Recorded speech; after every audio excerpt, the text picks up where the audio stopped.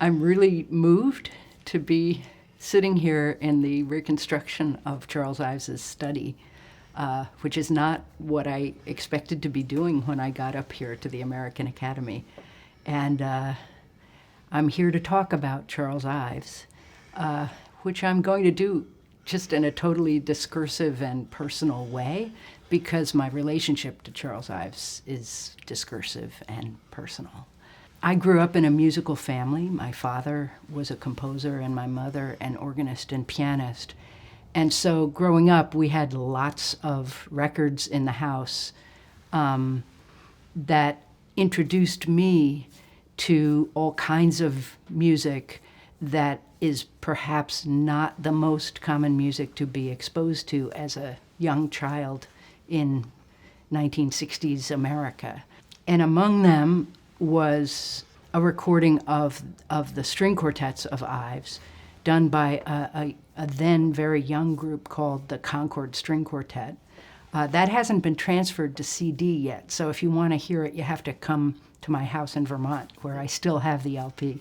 And also the box set of the Ives symphonies that came out in the late 60s, I want to say, maybe early 70s. I wasn't exposed to the Concord Sonata as a child, which I'll touch on later because I'm spending a whole lot of time with the Concord Sonata just now. One of the things that strikes me about the pieces that I did know of Ives is that they, in a way, introduced me to the source material that he was borrowing and putting in his pieces. So instead of being introduced to Columbia, Gem of the Ocean, by going to church and hearing it as a hymn, I actually heard that music initially incorporated into Ives's music. And so when I hear hymns in church, I experience them as fundamentally Ivesian. And I think that's a good sign for the future of Ives, because it's more and more unlikely that people grow up with 19th century hymn tunes. And yet what Ives's music does is somehow make that source material live in some really powerful way that embodies what those hymn tunes meant to him personally. Or that would be my claim. That you don't need to actually know the hymn tunes or know even maybe Beethoven's Fifth in order to experience what those things mean in the context of Ives's work, which I think is a really amazing achievement and a really important thing to be aware of, that the child and the father get mixed up in some really interesting way. I was listening the other day to a lecture that Kyle Gann gave in conjunction with a performance of the Concord Sonata that Marc-Andre Hamelin gave. And both of them discovered the Concord Sonata as 13-year-old boys in their respective hometowns. And I regret that we didn't, for some reason, have a copy of the Concord Sonata in my childhood home. And so what I've been doing over the past few months is listening and re-listening to the Concord Sonata sort of just as a person and not as a composer, not as a theorist, not as a musicologist, none of those things, to try to capture that sense of how those references are all threaded in and what they mean emotionally, because I think that that's really what Ives is doing. Another personal relationship I have with Ives is that it happens that my New York apartment, which I've lived in for 35 years, it's a rent-stabilized apartment on 6th Avenue between 11th and 12th Streets. And it happens that the first apartment that Charles and Harmony lived in when they first got married was on 11th Street, just in from 6th Avenue. And it happens that it overlooks a little cemetery, a Jewish cemetery that predated the grid that was put in in the 1850s, I guess, in New York City. And so it's a sort of triangular cemetery. And in one of the oral histories, I think a niece of Charles Ives describes going to that apartment and how, even though it was in the middle of the city, it had light and air because it overlooked that little triangular cemetery. And I passed by that cemetery and his apartment building basically every day of my life. And there's now one of those historical markers on it that says that Charles Ives lived there. But that wasn't there until, I want to say, sometime in the last 10 years. And it just somehow feels so meaningful to me that he's a neighbor, you know, and that relationship to the city, which is, it's a little bit less urban than many other parts of the city, which is why everybody loves the Village, I think. And the fact that he found that place, even in his early married life, just gives me joy. I think I really did fall in love with Ives early on, listening to those records. And I think it really might have been that fugue movement, which appears in the first string quartet as the first movement, if I'm not mistaken, and then as the third movement of the Fourth Symphony. And the way it is this incredibly exalted music, and yet really simple in a certain way, and how that is recontextualized in the Fourth Symphony, which for me was mind-blowing, that it served one function in one piece and an entirely different emotional, structural, everything kind of function in the other piece. And the idea that that you could compose with blocks of emotion, if that makes sense as a way of describing the experience. And spending time with a Concord right now, I'm thinking of the way that middle section, pages 8 to 11 of the Emerson movement, is a block of emotion that happens within the context of the whole first movement. And the way that works, and the structural intelligence, I hate using that word, insight that both requires, and the courage it requires to be able to go over there and do that thing and trust that it can get embedded in this other thing at the same time. I'm not sure I'm being fully articulate about this. I'm using a lot of things, but it's such a powerful way of thinking about how music can work formally. And I don't know who else does that as a composer. I'm not thinking of both the fluidity and the discursiveness combined together is something really special. And it does have something to do with how the human mind works, actually. Like, we don't think in this linear, logical way, and we certainly don't feel in this linear, logical way.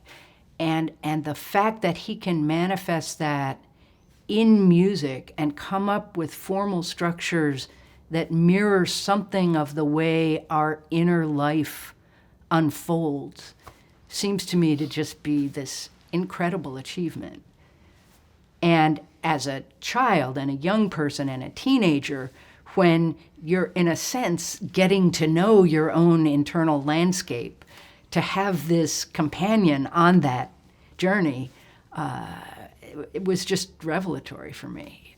Don Berman, who's the president of the Ives Society and a marvelous pianist, has decided to put together a sort of companion piece to the Concord Sonata, where he's asked 4 different composers to respond to the Concord Sonata by responding to another writer from 19th century American literature and letters.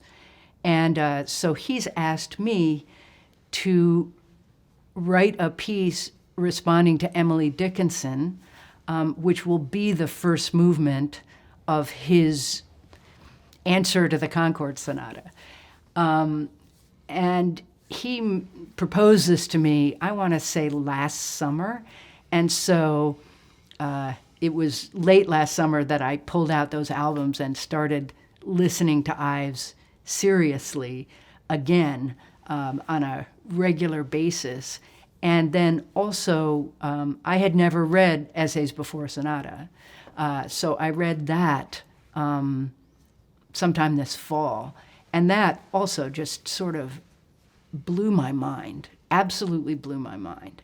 The way he talks about how he's trying to manifest Emerson in that first movement just feels so compelling to me, in the sense that it feels as if he does this deep dive into Emerson, into the content of Emerson's writings, but also into the form of Emerson's writings, and somehow figures out a way to manifest that in the music he writes.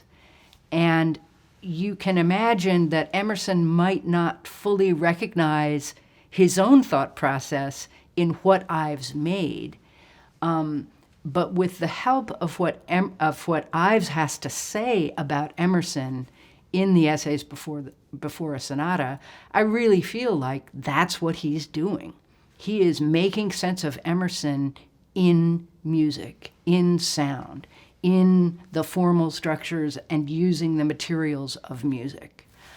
And so I feel like my challenge now is to figure out a way to do a deep dive into Emily in an analogous way to how Ives did, and build a piece that somehow responds to how Emily Dickinson thinks, which is a pretty tall order. I mean, I'm feeling a little overwhelmed by this, but I realized Charles Ives felt pretty overwhelmed, certainly by the Emerson movement. He spent, 40 years working on that piece. I don't have 40 years to work on this, so I'm like really focused on thinking it through and thinking about what it might mean to do that.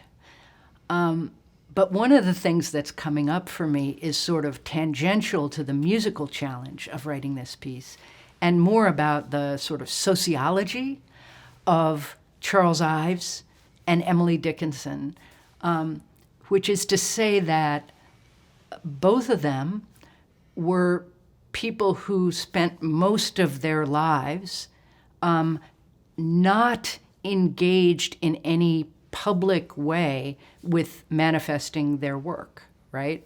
Emily wrote all those thousands of poems and clearly took herself extremely seriously as an artist.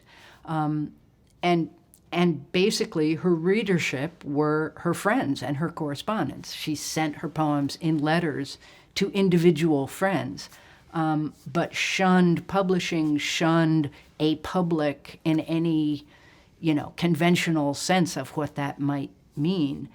And Ives, too, as we know, was basically heard so infrequently in his lifetime, and was really not part of the musical scene in any way that could be feeding him as an artist. Like, he was doing his own thing, and his relation to the musical scene was as this unseen benefactor, which is so, so interesting.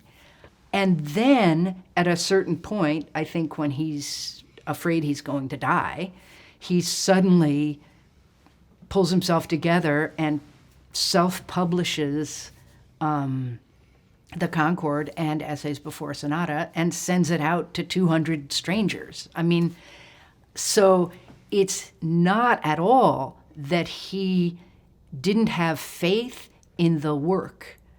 I believe it's really clear that he knew he was making really beautiful and really powerful work, but that didn't translate to a similar faith in an abstract public somehow,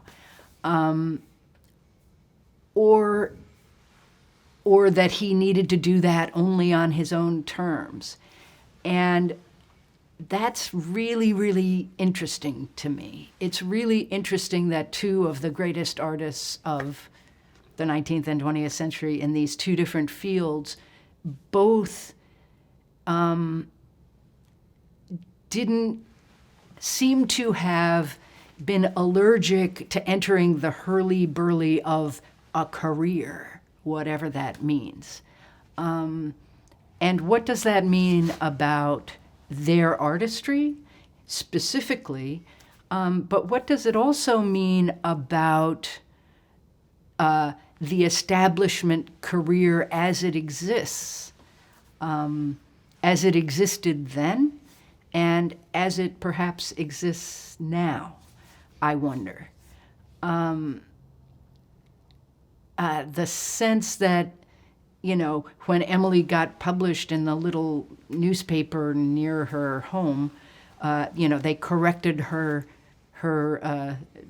capitalization and her punctuation and so on, you know, which I can imagine her being pretty irritated by that.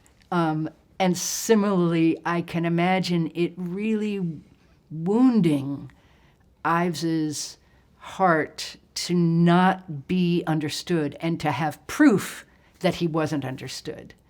By not publishing or by sending these things out almost anonymously, if you will, to people he didn't know, he didn't have to confront the lack of understanding that he might have experienced. And instead, it's only the people who got it who reached out to him. And so then he ends up with a self-selecting group of people who really appreciate what he's doing. Slonimsky, Kirkpatrick, Henry and Sidney Cowell, and so on. There are colleagues, there are real colleagues who really get what he's about. And his way of distributing his work made it available to those people, and he could skip the rest of it, you know, and not have to confront that. I myself am self-published, right? Like, I mean, I certainly get more performances than Ives did in his lifetime, thank God. But in terms of publication, I do it myself on my website, and all you have to do is send a little cash, whatever you like. It's all, you know, and there's that sense of, I want my work to be available, but I don't really want the people who are going to dismiss it to have to deal with it. I don't know. It's an interesting combination of faith in the work and inability to deal with lack of interest on the part of a public. Something about that. And I think that's particularly American somehow. But it's also, I mean, what Ives talks about repeatedly in the essays before the sonata is what he calls humility. And And that I find really, really powerful, because his humility is not self-abnegation. It's not, like we have this idea of sort of, Uriah Heep is humble, right? Like a certain side of fake, sanctimonious self-denial or self-abnegation. And that's not what Ives means by humility. I think for Ives, humility is what happens if you're an authentic transcendentalist. This is hard to talk about. If the core of transcendentalism is the idea that God is present in every single human being, then we are all authentically equal, and we are all authentically exalted as well as humble. And that is, I think, the basis of why he's such a radical Democrat. He really believes that every individual is equal, because every individual partakes of that divinity, which is a very different kind of radical individualism and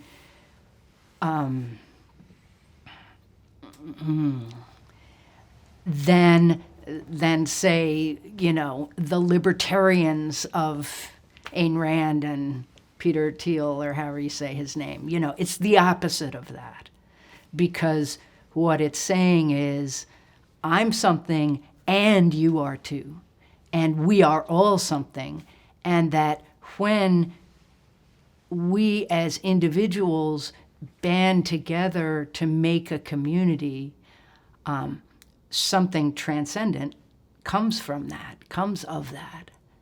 And that, for me, is the essence of the best of the American belief system. It's where you get rid of the bad stuff about Protestantism, if you will, and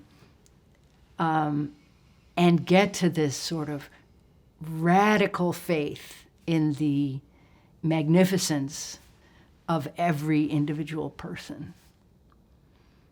And I think he wrote his music from that place, finding that place in himself, and with the faith that he would find in us listeners that person, that spark of divinity, that exalted humility.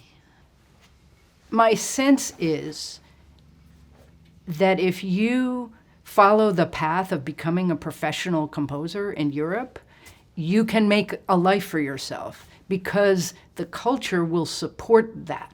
Like, if you're a 13-year-old organist who's as awesome as Ives reputedly was, he was a monster musician.